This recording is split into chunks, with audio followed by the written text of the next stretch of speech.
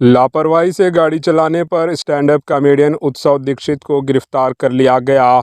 लापरवाही से गाड़ी चलाने पर शहर हैदराबाद के बंजारा हिल्स पुलिस ने स्टैंड अप कॉमेडियन उत्सव दीक्षित को गिरफ्तार कर लिया।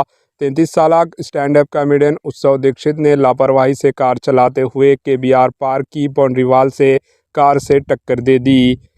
बादशाह वो कार छोड़कर फरार हो गया था। पुलिस ने उत्सव दीक्षित की शिनाख्त करते हुए इसको गिरफ्तार कर लिया और इसका ड्राइविंग लाइसेंस को जब्त कर लिया।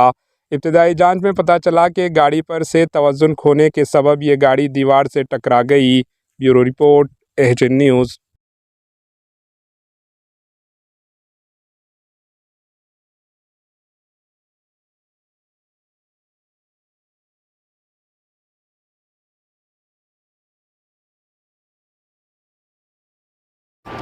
एचएन न्यूज़ को लाइक करें, शेयर करें और सब्सक्राइब करना ना भूलें।